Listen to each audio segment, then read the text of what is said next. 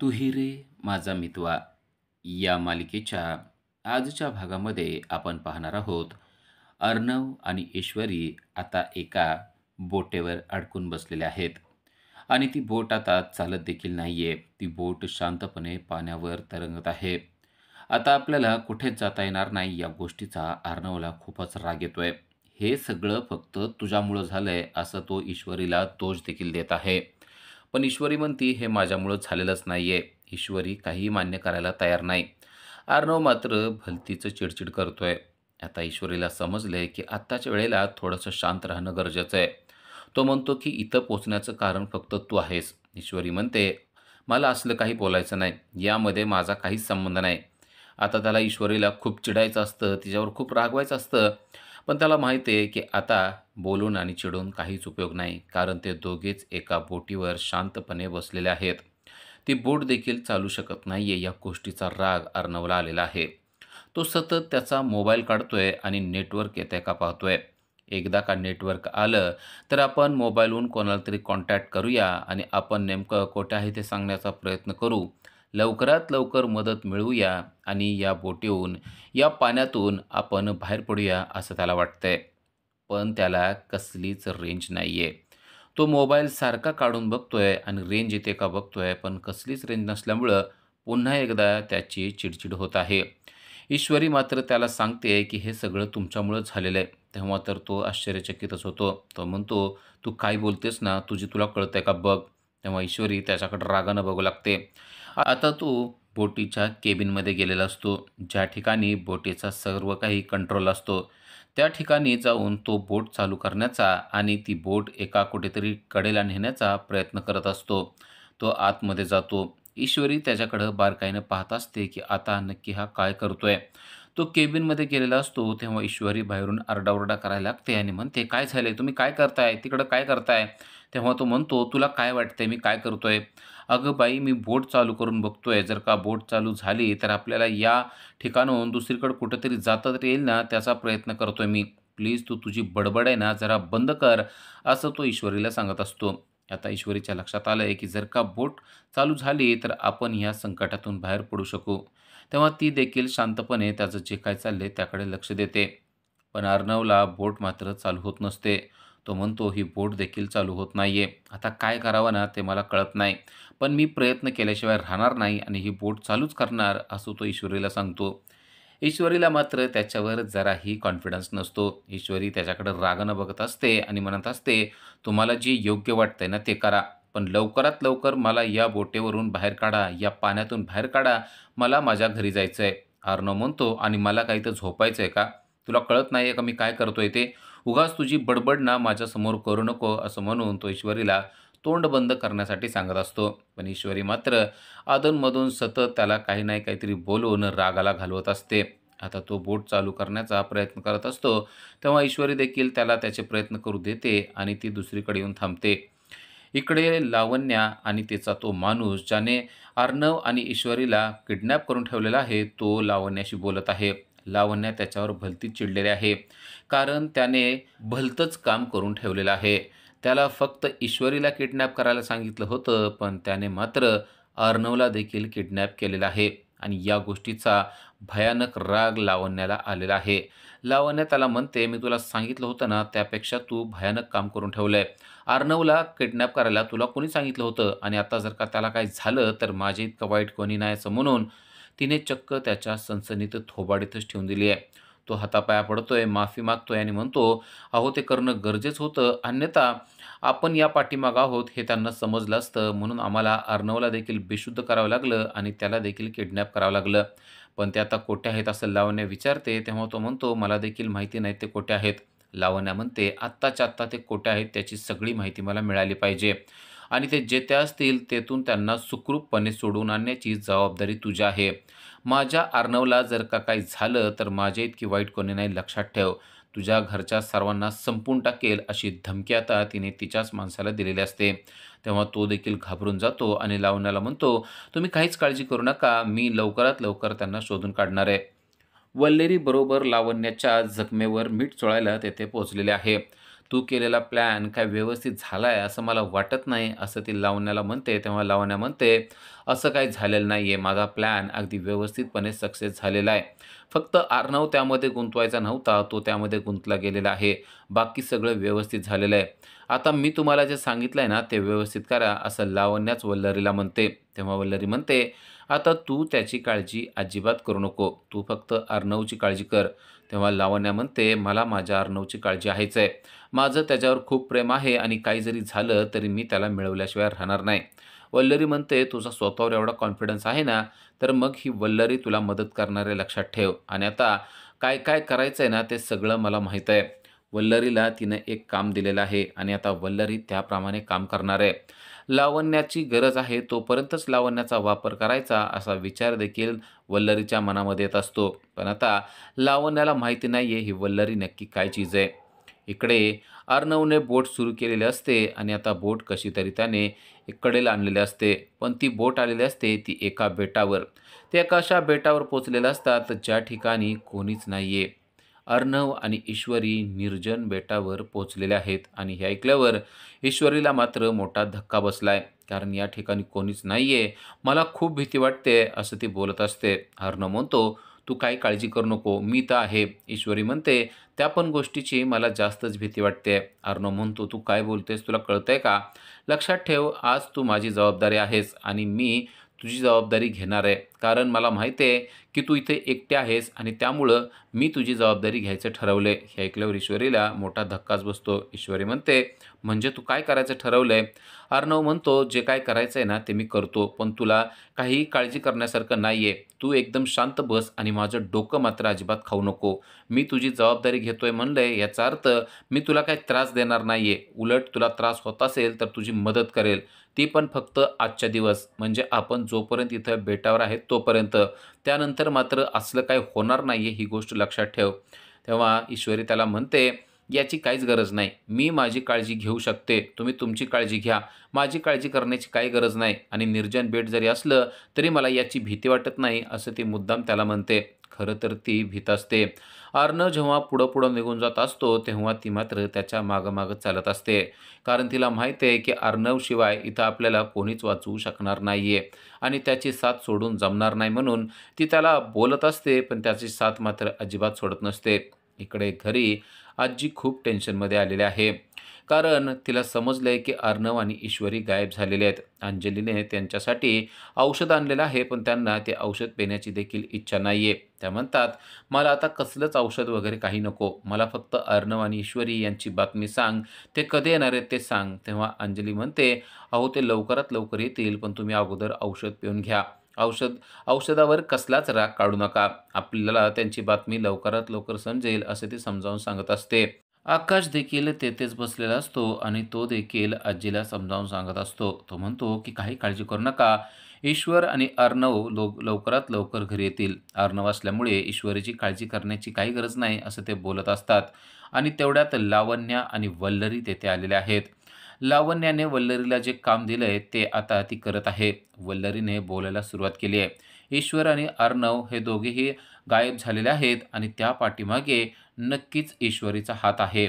लावण्य तर आजींना डायरेक्ट म्हणते, की "मी तर म्हणते आपल्या अर्णवला त्या ईश्वरनेच गायब केलेला आहे." हे ऐकल्यावर अंजली आणि आजी यांना मोठा धक्काच बसतो. लावण्य त्यांना सांगत असते, की "मला पूर्णपणे खात्री आहे, की ईश्वरी खूपच चालाक मुलगी आहे आणि तिनंच अर्णवला जाणीवपूर्वक ब्लॅकमेल करून ठेवलेलं असणार आहे. कुठेतरी त्याला ती घेऊन गेलेली असणार आहे, त्याला किडनॅप करून ठेवलेलं असणार आहे." असं लावण्य डायरेक्ट ईश्वरीविषयी बोलत असते. तेव्हा अंजली आणि आजी यांना मात्र तिचं बोलणं अजिबात पटत नसतं आणि आता वल्लरी बोलायला सुरुवात करते. ती म्हणते, "अहो कालपासून लावण्या नुसतं वन-वन फिरत आहे आणि कसल्याही परिस्थितीत अर्णवला शोधून काढण्याचा प्रयत्न करत आहे. तिने तिची माणसं देखील कामाला लावलेली आहेत.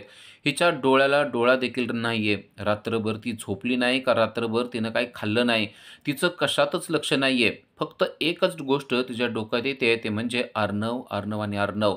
काही जरी झालं तरी अर्णवला मी शोधूनच काढणार आहे," असं ती बोलत आहे.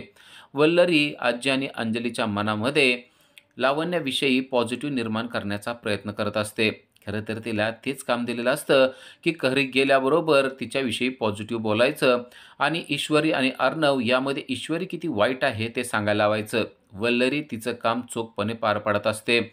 त्याचबरोबर लावण्या म्हणत असते, की मी माझी सगळी माणसं कामाला लावलेली आहेत. पोलिसांच्या अगोदर माझी माणसं त्या दोघांना देखील शोधून काढतील. तुम्ही काहीच काळजी करू नका. तुम्हाला जेवढी अर्णवची काळजी आहे ना, तेवढीच काळजी मला देखील आहे, असं ती दाखवण्याचा प्रयत्न करत असते आणि तोंडाने ते बोलून देखील दाखवत असते. त्याचबरोबर वल्लरी पण लावण्याची स्तुती करत असते. तेव्हा आजी चिडते आणि म्हणते, "तुमच्या दोघीचं तोंड बंद करा. ईश्वरीवर नाही तसले आळ घेण्याची काहीच गरज नाहीये. ईश्वरी काय आहे ना, जेवढं तुम्हाला समजतं त्यातलं थोडंसं मला देखील समजतं आणि तुम्ही डायरेक्ट ईश्वरीने त्याला किडनॅप केलेलं आहे असं म्हणू शकत नाही. त्याबाबत तुमच्याकडे काही पुरावा आहे का?" असं म्हणून आजीने लावण्या आणि वल्लरी यांचं तोंड बंद करून टाकलेलं असतं आणि ते अंजलीला सांगत असते, "हे कसलेही आरोप करत जरी असले, तरी माझा ईश्वरीवर विश्वास आहे. ईश्वरी असं कधीच करू शकणार नाही." असं त्या डायरेक्ट बोलतात. तेव्हा लावण्याचा मात्र चांगलाच अपमान झालेला असतो. लावण्य इथं सांगायला आलेले असते, की ईश्वरीनं किती वाईट केलंय, पण आजीचा मात्र त्यावर किंचितही विश्वास बसत नसतो आणि तेवढ्यात एक बातमी आलेली आहे. टीव्ही चालू केल्याबरोबर ती बातमी सर्वांना ऐकायला मिळते. अर्णवच्या पीएनं म्हणजेच ईश्वरीनंच त्याला किडनॅप केलेलं आहे, अशी बातमी आता मीडियामध्ये पसरलेली आहे. आणि या गोष्टीचा धक्का अंजली आणि आजी यांना मात्र मोठाच बसलाय. कारण ईश्वरी तर असं करू शकत नसते. पण आता ही बातमी मीडियापर्यंत कसं काय पोहोचली? अर्णव आणि ईश्वरी गायब झालेले आहेत, हे कोणाला देखील सांगू नका असं सांगितलं होतं, तरी देखील ही बातमी कसं काय पोहोचली आहे? असं आजी आता सर्वांना जाब विचारत आहे. असं झालंच कसं काय? आणि ईश्वरी तर असं करू शकत नाही. ईश्वरीविषयी अशी बातमी आलीच कसं काय? असा प्रश्न देखील आता आजी सर्वांना विचारत असतात. आणि वल्लरी मनातल्या मनात म्हणत असते, की अशा बातम्या तर येणारच आहेत. कारण आता मी इथं आहे ना, तर ईश्वरीच्या विषयी चांगल्या बातम्या मी अजिबात येऊ देणार नाही, असं ती मनातल्या मनात बोलत असते. तर इकडे मीडियामधून मात्र ईश्वरीविषयी नको त्या बातम्या येत असतात. मागे फॅशन शोच्या वेळेस देखील तिनेच तो फॅशन शो स्पॉईल करून टाकला होता, असं देखील आता बातम्यांमधून म्हणलं जात असतं. तेव्हा आजी जोरात ओरडतात आणि त्या बातम्या आत्ताच्या आत्ता बंद करून टाका. हे पत्रकार कधी कोणाला बदनाम करून टाकतील काही सांगता येणार नाही. बातमीच्या खोलापर्यंत ते न पोहोचता अर्धवट बातम्या कसं काय देऊ शकतात? यामुळे लोकांना किती मानहानीला सामोरे जावं लागतं हे ह्यांना कळत नाही का? त्या बातम्या बंद कर, असं त्या अंजलीला सांगतात. लावण्या आणि वल्लरी यांचा डाव तर उलटच पडलेला असतो. लावण्याला वाटत असतं, की आपण ईश्वरीविषयी चुकीचं बोलून तिचं इम्प्रेशन खराब करून टाकूया. पण इथं झालेलं तर वेगळंच असतं. आजीच्या मनामध्ये ईश्वरीविषयी जे प्रेम आहे ते तसंच राहिलेलं असतं. उलट चुकीच्या बातम्या पत्रकार दाखवतायत, मीडिया वाईट आहे, असं आजी सांगत असतात. त्याचबरोबर वल्लरी आणि लावण्या या चुकीच्या बातम्या घेऊन आलेल्या आहेत आणि त्यांच्यामुळंच हे सर्व काही घडतंय, असंच आता त्यांना वाटत असतं. आजी मात्र काळजी करतायत ते म्हणजे ईश्वरी आणि अर्णव यांची. ते दोघे कुठे असतील? काय करत असतील? ते सुखरूप असतील का? असे कितीतरी प्रश्न त्यांच्या मनामध्ये येत आहेत आणि इकडं वल्लरी म्हणते, "माझ्या मात्र अगदी मनासारखं सगळं घडत आहे. आता तो अर्णव एकदा जर का यातून गायब झाला, म्हणजे माझ्या मुलाला ही सगळी प्रॉपर्टी मी मिळवून देणार." असे विचार तिच्या मनामध्ये येत असतात. इकडे समुद्र किनाऱ्यावर चालणाऱ्या ईश्वरीच्या पायामध्ये शिंपला घुसलेला असतो आणि तिला तो काढता देखील येत नसतो. ती जोरजोरात किंचाळत असते आणि रक्त येत असतं. तेव्हा अर्णव तिच्याजवळ जातो आणि म्हणतो, "मी काढून देतो." ती म्हणते, "नको, नको, अजिबात नको. तुम्ही खूप दुखवाल." तो म्हणतो, "अजिबात दुखणार नाही. मी 1, 2 आणि 3 म्हणतो आणि पटकन काढून टाकतो. अजिबात दुखणार नाही." असं तो सांगतो. तेव्हा ती त्याच्यावर विश्वास ठेवते. आता तो त्याला हात लावतो आणि 1 म्हणून जोरात शिंपला ओढतो आणि पटकन तो बाहेर काढून टाकतो. ती जोरात ओरडते आणि म्हणते, "तुम्ही तर 1, 2, 3 म्हणणार होता ना? तुम्ही फक्त 1च म्हणलात आणि का काढून टाकलं?" तेव्हा तो म्हणतो, "मी जर का 1, 2, 3 म्हणत राहिलो असतो, तर जास्त दुखलं असतं. मी पटकन ते काढून टाकलेलं आहे. आता रक्त वाहतंय ना, त्यासाठी मी माझा रुमाल यावर बांधणार आहे." तेव्हा ईश्वरी म्हणते, "तुमचा रुमाल? अजिबात नाही. मी अजिबात तुमचा रुमाल बांधून देणार नाही." तो म्हणतो, "परिस्थिती कधीतरी समजून घेत जा. तुला कळतंय का? आता यामधून रक्त वाहत आहे. काय होऊ शकतं समजतंय ना? दुखतंय का नाही तुला ते?" तेव्हा ती म्हणते, "हो, दुखतंय तर खूप." तेव्हा तो स्वतःचा रुमाल काढतो आणि तिच्या जखमेवर तो रुमाल बांधतो. ती त्याच्याकडे पाहत राहते. एरवी कधीही काळजी न घेणारा अर्णव आज तिची काळजी घेताना तिला दिसत असतो. तो तिच्या जखमेवर फुंकर मारतोय ही गोष्ट खरं तर तिला आश्चर्यकारक वाटत असते. एरवी जखमा देणारा आणि जखमेवर मीठ चोळणारा अर्णव आज मात्र अगदी तिच्या जखमेवर फुंकर घालत असतो आणि त्याचबरोबर जखम लवकरात लवकर बरी व्हावी असं देखील म्हणत असतो. तेव्हा ती म्हणते, "आज तुमच्यात काहीतरी बदल झालाय असं मला वाटतं." तेव्हा तो म्हणतो, "असं काही झालेलं नाहीये. मला फक्त तुझी काळजी वाटते, कारण इथं तुझ्याजवळ फक्त मी आहे आणि जर का तू माझ्याजवळ असशील, तर तू माझी जबाबदारी आहेस आणि तुझं व्यवस्थित बघणं माझं काम आहे असं मला वाटतं, म्हणून मी हे सगळं काही करत आहे. माझ्याविषयी काही चुकीचा गैरसमज करून घेऊ नको. मला काय तुझी खूप काळजी नाहीये. फक्त एकदा मी इथून गेलो, की बघ मग," असं तो तिला म्हणून दाखवतो. त्याचबरोबर काळजीने तिच्या पायाला रुमाल देखील बांधतो. अर्णव वाईट बोलत जरी असला, तरी तो वाईट नाहीये असे विचार आता ईश्वरीच्या देखील मनामध्ये येत असतात. त्याने अगदी व्यवस्थितपणे तो रुमाल तिच्या पायाला बांधलेला असतो. बांधत असताना देखील तो अगदी करकचून बांधत असतो आणि तिला दुखत असलं तरी आता हेच गरजेचं आहे असं सुद्धा तिला बोलून दाखवत असतो. ती म्हणते, "पण तुम्ही रुमाल बांधल्यापासून माझ्या पायाला आता बरं वाटू लागलेलं आहे." तेव्हा तो म्हणतो, "म्हणूनच मी सांगत असतो की नेहमी जरासं माझं ऐकत जा. नेहमी तुझ्या तोंडाची बडबड आहे ना ती करत जाऊ नको. या बडबडीमुळेच आपण आज या ठिकाणी पोहोचलेलो आहे. तुला माहीत आहे का आपण कुठे आहेत ते? मला देखील माहीत नाहीये. हे एक निर्जन असं बेट आहे आणि त्या बेटावर आपण आहोत. कसल्याही परिस्थितीत आज आपल्याला मदत मिळणं गरजेचं आहे. जर का आपल्याला मदत मिळाली नाही, तर आपल्याला रात्र येथेच घालवावी लागणार आहे, असं देखील त्याने ईश्वरीला सांगितलेलं असतं. रात्रभर आपण या ठिकाणी या माणसाबरोबर कसं राहायचं, असा प्रश्न देखील आता ईश्वरीला पडलेला असतो आणि ती म्हणते, "या निर्जन ठिकाणी मी तुमच्याबरोबर राहणार नाही." तो म्हणतो, "अच्छा, मग तू कुठं जाणार आहेस? जायचं असेल तिकडं जा." असं म्हणतो आणि तिला आता पटापट शिंका येऊ लागतात. तो म्हणतो, "आता काय झालं?" ती म्हणते, "मला असा गार वारा लागला ना, की मला पटापट शिंका येऊ लागतात." अर्णव म्हणतो, "बास, आता एवढंच व्हायचं राहिलं होतं. म्हणजे आता या बेटावर तू आजारी पडणार आहेस की काय?" ईश्वरी म्हणते, "मी आजारी-बेजारी काही पडत नाही हां. मला फक्त शिंका येतायत. मला या गार वाऱ्याची ॲलर्जी होत आहे ना, म्हणून असं होतंय. मी अजिबात आजारी-बिजारी पडणार नाही. काही काळजी करू नका." असं म्हणून ती पुन्हा पटापट शिंका देऊ लागते. अर्णव तिच्याकडे पाहतच राहतो. त्याच्या लक्षात आलंय, की आज जर का हिला गार वारा लागला, तर ही व्यक्ती आजारी पडणार आहे. तो तिच्याजवळून उठतो आणि चालू लागतो, पण ती मात्र त्याचा पिछा अजिबात सोडत नसते. इकडे आत्याला समजलंय, की नम्रता आणि ईश्वरी हे गणपतीसाठी ऑफिसमध्ये गेलेले होते. तेव्हा आत्या चिडत्याने म्हणते, "काय गरज होती तुम्हाला तिथं जाण्याची? आणि गणपती काय आपल्या घरी नाही आहेत का? अगं तुम्हाला काय पूजा अर्चा करायची होती ना, ती आपल्या घरात बसून करायची ना. तिथल्या ऑफिसमधल्या गणपतीला जायची तुला काय गरज होती?" असं म्हणून ती अक्षरशः नम्रताच्या अंगावर जाऊन चिडून तिला बोलत आहे. नम्रता समजून सांगण्याचा प्रयत्न करते, पण आत्या मात्र अजिबात समजून घेत नाही.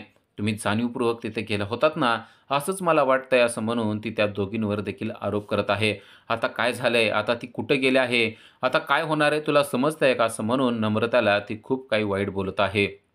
तेवढ्यात एक व्यक्ती येते आणि तिने एक बातमी दिली आहे. ती म्हणजे ईश्वरीने अर्णव गायब झालेले आहेत आणि त्या सगळ्यांमध्ये ईश्वरीचा हात आहे अशी बातमी मीडियामध्ये पोहोचलेली आहे, असं ती सांगते. तेव्हा आत्याच्या देखील पायाखालची जमीनच सरकते. ईश्वरी असं काहीतरी करू शकते हे तिला खरं तर वाटत नसतं, पण आता मीडियामध्ये मात्र तशीच बातमी पोहोचलेली असते. अर्णवची पी-ए म्हणजेच ईश्वरी हिनेच त्याला गायब करून टाकलेलं आहे, हिनेच त्याला किडनॅप केलेलं आहे, अशा बातम्या मीडियावर येत असतात आणि ते ऐकल्यावर आत्याच्या पायाखालची जमीन सरकते. आता मला काय-काय बघावं लागणार आहे आणि काय-काय सहन करावं लागणार आहे ते काही कळत नाहीये, असं म्हणून अक्षरशः तिच्या डोळ्यातून पाणी यायला लागतं. नम्रता तिला समजावून सांगण्याचा प्रयत्न करते, की असं काही होणार नाही आणि ईश्वरीने हे काही केलेलं नाहीये. पण तेवढ्यात लावण्या मात्र पोलिसांना घेऊन आत्यापर्यंत पोहोचलेली आहे. कारण ह्याच त्या व्यक्ती आहेत. ही आत्या त्या ईश्वरीची आत्या आहे आणि हिला पकडा असं आता पोलिसांना तिने सांगितलेलं आहे. आणि हे पाहिल्यानंतर आत्याला समजलंय, की आज आपलं काही खरं नाहीये. ईश्वरीमुळं आपल्याला आता जेलमध्ये जावंच लागणार आहे. त्याचबरोबर पोलीस सांगतायत, की "तुम्ही ईश्वरीचे आत्या आहात ना, तुम्ही तिचे पाहुणे आहात. नक्की तुमचा काय प्लॅन होता ते सांगा." असं म्हणून आता त्या प्लॅनमध्ये त्यांनी आत्याला देखील गोवलेलं आहे. आत्या मात्र म्हणते, "माझा काही संबंध नाहीये. इकडे ईश्वरी शांतपणे बसलेली असते तेव्हा अर्णव तिच्या जवळ जातो आणि तिला म्हणतो, "मला तुझी ओढणी पाहिजे." हे ऐकल्यावर तिला धक्काच बसतो. ती म्हणते, "ओढणी? अजिबात नाही. तुम्हाला माहीत आहे ना, मी एक भारतीय मुलगी आहे आणि संस्कारी मुलगी आहे. माझ्या ओढणीला अजिबात हात देखील तुम्ही लावायचा नाही आणि जर तसा प्रयत्न केला तर मला जुडो कराटे येतं. माहीत आहे ना, कराटेनं मी काय करणार आहे?" अर्णव म्हणतो, "मी तुला जेवढं सांगतोय ना तेवढं कर. पटकन ओढणी काढ आणि मला पाहिजे ती दे." ती मात्र ओढणी द्यायला तयार होत नसते. "मी माझ्या ओढणीला तुम्हाला अजिबात हात लावू देणार नाही आणि माझी ओढणी मी अजिबात देणार नाही. मला किती लाज वाटते या गोष्टीची तुम्हाला समजतंय का? मला कराटे येते. दाखवू का तुम्हाला कराटे खेळून?" असं म्हणून ती त्याच्या अंगावर जाऊन कराटेनं त्याला मारल्यासारखं करत असते. तेव्हा तो म्हणतो, "असली नाटकं परत कर. मी तुला सांगतोय ना तेवढं कर. मला ओढणी पाहिजे. ती म्हणजे या आपण आणलेल्या काठीला लावण्यासाठी. त्या काठीला मी ओढणी लावणार आहे आणि हेल्प मागणार आहे." तेव्हा तो म्हणतो, "जर तुला ओढणी द्यायची नसेल तर एक काम करतो. हा कोट आहे ना, तो कोट घे. तो कोट तू घाल आणि मला तुझी ओढणी दे. आता तरी ओढणी देऊ शकशील का? का अजून देखील माझ्याबरोबर कराटे खेळायची इच्छा आहे तुझी?" असं म्हणतो. तेव्हा तिला कळतं, की हेल्प मिळवण्यासाठी त्याला ती ओढणी पाहिजे आहे. तेव्हा ती कोट घालते आणि ओढणी त्याच्या हातात देते.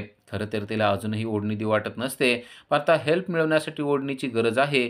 कारण तो ती त्या काठीला ओढणी बांधणार असतो आणि त्याचा झेंडा करून तो त्या ठिकाणी लावणार असतो. आता अर्णवने तिची ओढणी घेतलेली असते आणि ती ओढणी त्याने त्या काठीला बांधलेली असते आणि त्याच्यापासून एक झेंडा तयार केलेला असतो.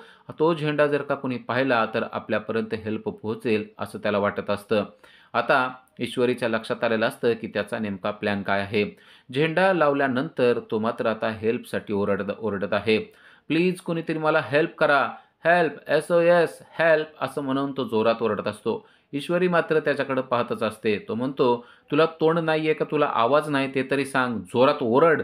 असं जेव्हा तो ईश्वरीला म्हणतो, तेव्हा ती देखील आता जोरात ओरडायला सुरुवात करते.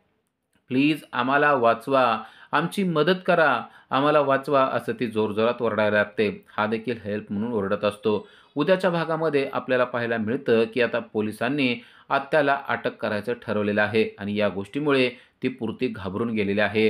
कारण ईश्वरीमुळे आपल्याला आज जेलमध्ये जावं लागतंय की काय असं तिला वाटत आहे. तर त्याचबरोबर लावण्याला बातमी समजली, की अर्णव आणि ईश्वरी हे आता एका बेटावर अडकलेले आहेत आणि तो सांगतो ते दोघे देखील एका बेटावर आहेत. तेव्हा लावण्या म्हणते, "आत्ताच्या आत्ता अर्णवला त्या ठिकाणून सेफ काढायचं आणि लक्षात ठेवा, फक्त अर्णवलाच त्या बेटावरून आपल्याला बाहेर काढायचं आहे. ईश्वरी आहे तशीच राहिली पाहिजे. समजतंय का?" असं म्हणून तिने काम देखील त्या माणसाला सांगितलंय. पण हे ऐकलं आहे राकेशनं. राकेश म्हणतो, "तुझी माणसं पोहोचायच्या आत मीच त्या बेटावर आता पोहोचतो आणि काय करतो ते बघ." तर इकडे अर्णव आणि ईश्वरी रात्र झालेली आहे आणि झोपण्याची तयारी करत आहेत. अर्णव शांतपणे झोपलेला असतो, पण ईश्वरी मात्र ते झोपलेले आहेत त्याच्या कडेनं सगळीकडं थोडा-थोडा जाळ लावत आहे आणि ते पाहिल्यानंतर अर्णवला मोठा धक्का बसलाय. आता ही ईश्वरी नक्की काय करते? असा प्रश्न त्याला पडलेला आहे. ईश्वरी नक्की काय करते ते आपल्याला नंतरच्याच भागामध्ये पाहता येणार आहे.